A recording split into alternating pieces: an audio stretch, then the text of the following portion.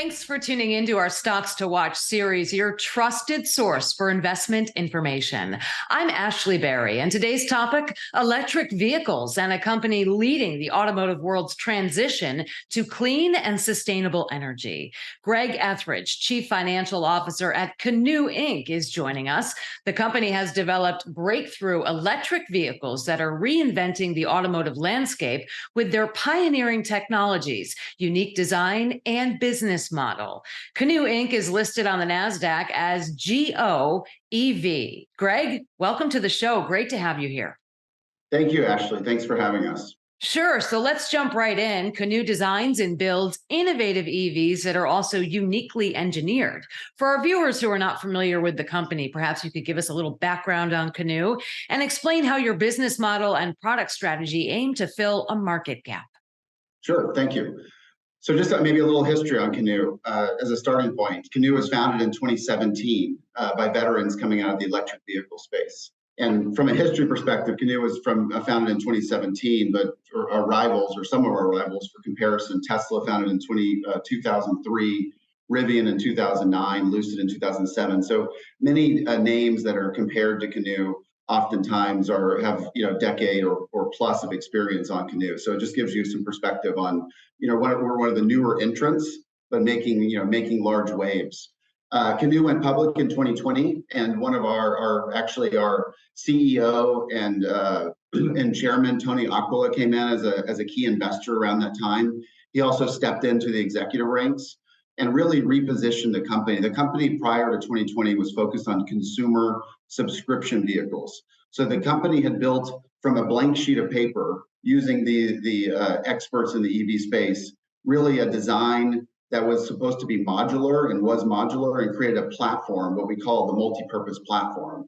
And the benefit of that platform is as mobility was redesigned, we were very efficiently able to use that platform to increase volumetric space and the usability space of a vehicle. So when you step into one of our vehicles, the amount of space as you step into a footprint of a Prius is effectively the size of a large Suburban in the usability space. So you would be amazed as you step into the back of one of our lifestyle vehicles. It feels like a limo, even though you're in a vehicle the size of a Prius. At the same time, that platform allows a very strong payload similar to a Ram 1500 truck, and has a turning radius similar of a Prius. So it's very mobile, really user-friendly in an urban environment. When Tony came in and really re-envisioned the business plan, we changed the focus from consumer to commercial fleet and government use. Because the technology and the hardware stack that was developed, we didn't think, and he didn't think that, given his background, was really suited for the consumer space as much as it was for being able to really go after the B2B market. And starting in late 2021, we really pushed hard and secured several of our key customer orders from companies like Walmart. We've been testing and selling to the U.S. military, to the U.S. Army, and we have our battery technology that's also being tested with a subset of the Department of Defense right now. So I think in short, a $1.5 billion invested in the platform to date, really a blank sheet of paper approach. We're not dependent on any third parties. We designed all of our own components, whereas that's very uncommon in the automotive space, right? Most of the time, you're reliant on third parties, so adjustments, and you have issues with whether it be Apple CarPlay integrating with the system. We have all of that control within the bounds of Canoo, and that is really a unique proposition from a company perspective. It makes us be able to really innovate and continue to expand the use cases for our platform as we move forward. Yeah, I'd say, they're so futuristic looking. I really, really find them so visually appealing. And I also really appreciate you kind of giving us the analogy about the comparison with the Ram and the Prius. We also know that electric vehicles support the U.S. economy. They help diversify the U.S. transportation fleet. Is this why domestic manufacturing is a central part of your strategy specifically? And why does it appeal to your customers? Well, so two things. One is when we think EV and kind of the adoption of EV, in some sense it can become very political, and it's not, right? At the end of the day, electric vehicles are about efficiency. and about companies and states and jobs being able to form around this new ecosystem.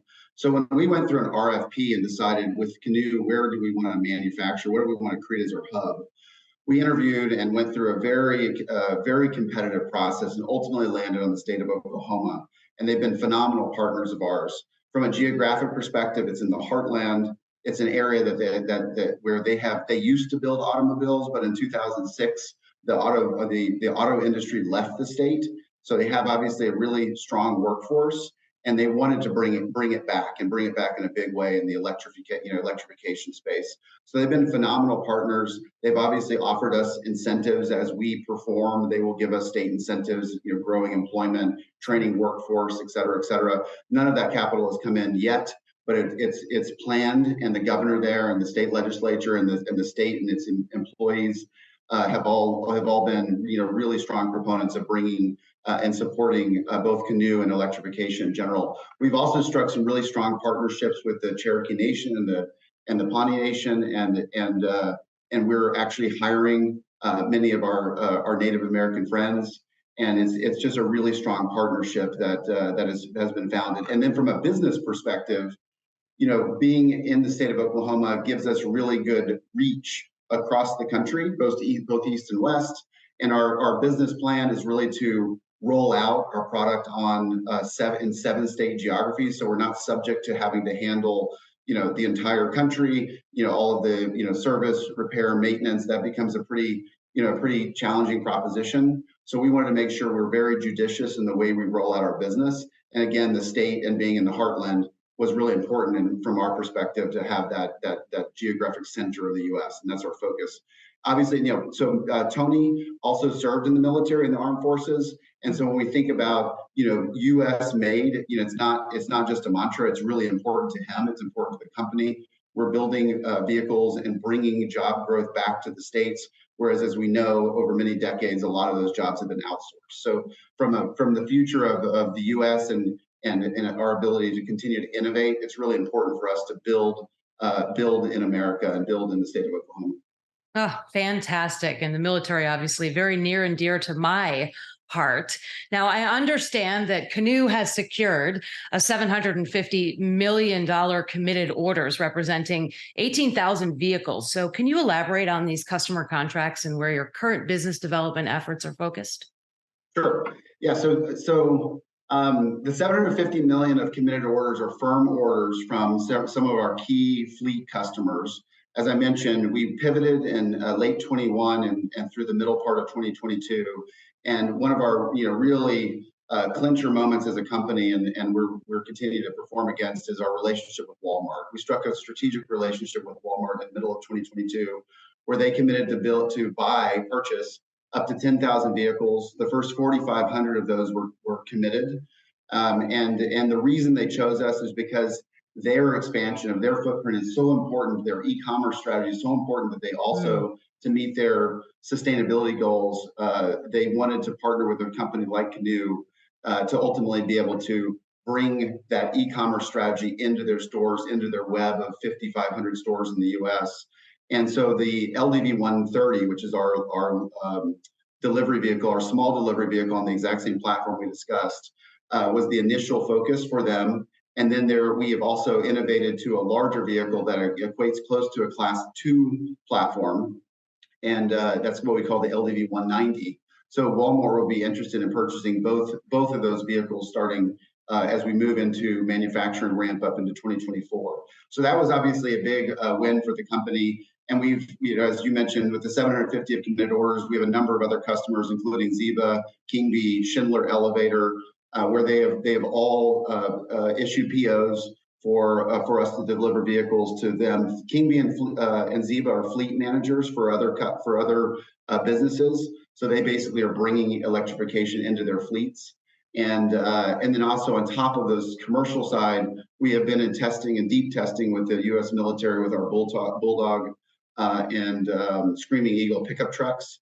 And so there's a lot of opportunity on the government side and the military side as well. And there's one other large government customer that we're engaged with that hopefully we'll have some sort of announcement here coming soon. So there's a lot of opportunity. Our as we mentioned, the the flexibility of our platform really allows it to be used in many different cases. And the benefit from a Canoo perspective, using our technology, we can be very nimble, but it's also very cost effective for us to be able to develop and create, other use cases for different customers depending on their needs. And we're not just trying to sell a vehicle at the end of the day, right? We're selling a solution. And Walmart's a great example where we were able to kind of integrate with their workflow and find better ways to make them more efficient. So we're really customizing our vehicle to a use case for a particular customer to try to make them more efficient. And that's how the partnership and the business partnership with us has worked. Yeah, I think what's really interesting to me is the scalability here too. And it sounds like you are going to be very, very busy in 2024 with all these plans ahead. Now, the EV market is highly competitive. So what are the real key capabilities and strategic actions that will enable Canoo to stand out in that crowded market while continuing to innovate products, reduce costs, and of course, become profitable in the medium and long term? Sure. So I think that the last point I mentioned is we are really approaching the partnership side. So one is something that's very different with Canoo, and there's no one else out there right now that's dedicated to this, as we are focused on large commercial and government customers. So we're not at the whim of the consumer. We're not taking risk on inventory where we're building and basically vehicles are sitting on lots. And so everything that we build is pre-sold. And that's really important to your backlog point, your backlog and the committed orders. We have a massive amount of demand, way more demand than we can satisfy, like 2 to 3 years of demand that's already sold. And so really for us, at this stage, the technology's been de-risked. We've made all of that investment. I didn't mention actually, but Tony Aquila is also a huge investor in the business and supported the business, since he stepped in as the CEO. But we de-risked the technology, and right now it's blocking and tackling about ramping up manufacturing and getting to profitability, as you said. And we have with our Oklahoma partnership and our new facility in OKC that's coming online, we think on a very diligent and efficient basis, we're going to be able to do that faster and more efficiently than any of our peers. We will be able to turn the corner on profitability at a much lower volume than the traditional automotive company. And the reason for that is, one, our design is very simplistic. We have thousands of fewer parts because we developed everything in-house. We have about 1,800 parts compared to a traditional ICE vehicle that has tens of thousands of parts. So, the simple design reduces waste, reduces cost, reduces logistics, is greener, but also at the end of the day, less expensive to build. And we're going to take advantage of that to be able to move into profitability a lot faster than many of our peers. And I think, again, that's one of the benefits of starting from scratch and not having to integrate something or work off of prior designs and then kind of make small changes and tweaks along the way. We really took that blank sheet of paper, and that creates a ton of efficiencies for our business versus many of our competitors. But I think the really important part is that we're not taking the consumer exposure today. We want consumer exposure down the road, but when Tony came in and repositioned the business, that was a really important point. And we didn't want to go head to head with Tesla. We didn't want to go head to head with Lucid and Rivian. We wanted to focus on those key business customers. And the fact that you have, Walmart as a major partner, also the DoD, I mean, it just sounds like a win-win. So I'm going to ask a no-brainer here. Can you summarize for investors why Canoo is a compelling investment opportunity right now? Well, I think, thanks, Ashley. It comes down back to the fact that we started with a clean sheet of paper. We created a really innovative technological design that has, with our multi-purpose platform, has huge cost benefits. 70% of our critical systems are in the rolling chassis. So that's basically our skateboard concept. And so because of that, we really have flexibility to create different use cases with different, what we call top hats or bodies that can be bolted on to the exact same platform. So we can overscale and build our rolling chassis at a much higher volume, and then pick different bodies and different top hats to go onto that rolling chassis. And that creates huge efficiencies for the business. 55 up to 55% labor savings, 60% of our BOM is carried over from vehicle to vehicle. We've obviously, as you mentioned, we've been able to innovate and create really attractive form factor designs. And the market really has responded to that. We get huge huge accolades from, the pickup truck that we've had out. Obviously, we've heard, performance accolades from the U.S. Army as they've really beat up our vehicle for over a year of testing and on some of their sites. And at the end of the day, the best products are the products that are going to win. And then there's the compelling business strategy of not taking risk of who we're selling to, and ultimately having that demand profile such that we're not, that we're building to sales that have already occurred, and that way we're not going to take risk on the sales and on the inventory. So I think when you take all of those with also the customer validation that we've had, with including NASA, DoD, and Walmart, I think those are perfect examples of why we're ultimately going to win in the marketplace. Fantastic. Made in the USA, specifically in the heartland. I like how you explain that. And not to mention your commitment to environmental sustainability, really remarkable.